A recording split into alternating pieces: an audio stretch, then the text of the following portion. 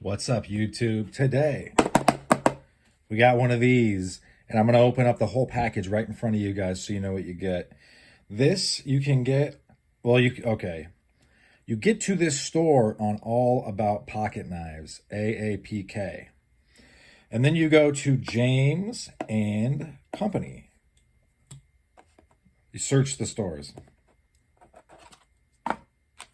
This was like 35 bucks. I've already opened this, I won't lie. We're going to get some measurements. I'm very, very impressed with this. It's another Arthur and Wright, I'm almost positive, unless I'm just totally goofing that up. Made in, let me hit a light. Made in Sheffield, England by hand. No robots were utilized. I don't know if that's true or not. This is very sturdy. This feels like you're going to go cut the world down with it. The spring, this is a stiff. If you were to use this, I think you would tear your nail out.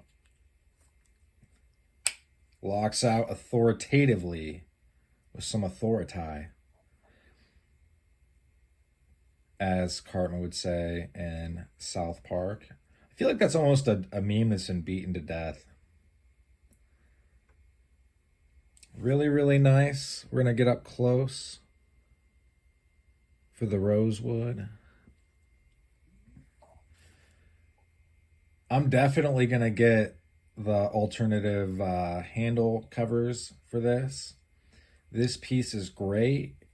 It's good to go. It's ready to go.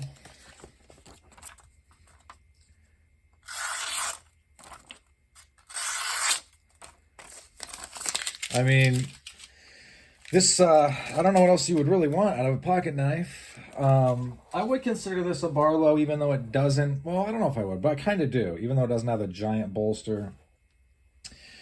It is, I believe, C70 steel, also known as 1070 steel. So I think it's right below 1075 carbon steel, which I have many a knife in. I do believe that's what the Duke is in. I'm almost positive. In fact, I would say I know it is. So I have a good deal of experience with this steel, and I hate to break it to all of the people that, crow about I need to have the latest powder super steel. Although, yes, those are nice. There is nothing wrong with this steel. It will last you the whole day, and then you can touch it up real quick when you get home at night. Honestly, if you aren't against getting this, the Lanxey Pro, like, chef thing, if that is, I mean, look, I get that but I mean, okay, let me say this. This isn't very expensive and it will last you forever. As you can see, I've used this one a lot, right? I even glued some rubber down to help it last longer, and it has storage on the bottom. The ceramic rods are going to last you probably 10, 20 years. I mean, maybe longer. I don't know if you can wear them out. I've heard people say you can't. You'll break them before you wear them out at some point.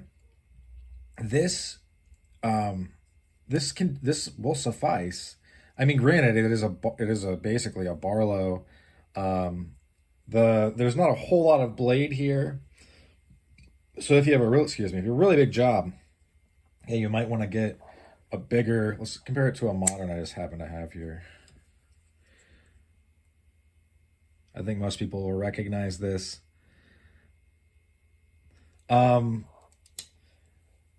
This is okay. So this steel, it is probably more corrosion resistance. It's probably a little bit better edge retention, but this is going to be way, way tougher. It's not going to chip out along the edge line. and you're going to have a lot harder time bending it and breaking it. And if you do, you're going to be able to bend it back, hopefully, unless you've really, really done something bad. And for me, I have found that I value toughness in my knives in the steel more than I value insane edge retention.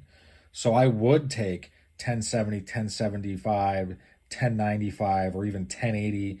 I actually like 1080 a lot, especially ADCR2V or Swedish saw steel. That's my favorite steel, actually. I value toughness in my knives more than corrosion resistance and more than edge retention. And that is simply because I hate it when the edges chip out or something stupid happens, or I don't want to be able to take a fixed blade and fold it in half without any effort. That's not what I value in tools. Maybe it's because I'm a former Marine.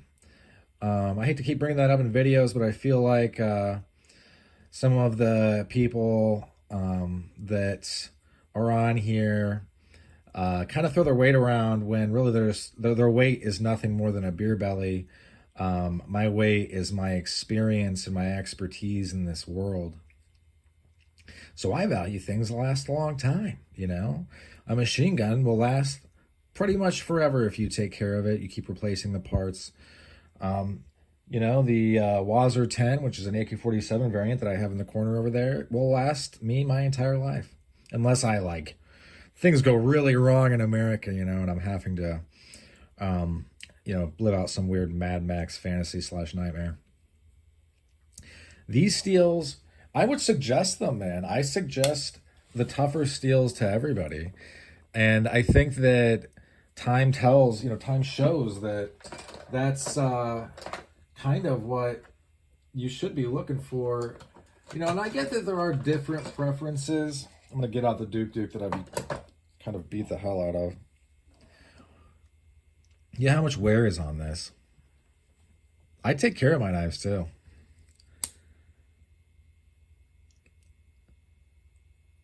I blued this and let the bluing go too far. Got a little bit of pitting. But yeah, these, you know where to get these guys. If you think this is cool, go grab it. This was like 35 bucks shipped, and the shipping is pretty fast.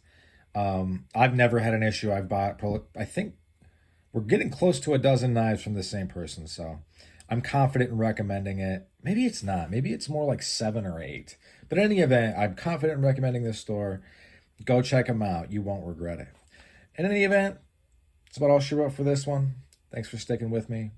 And I hope you folks have a great rest of your day. Bye now.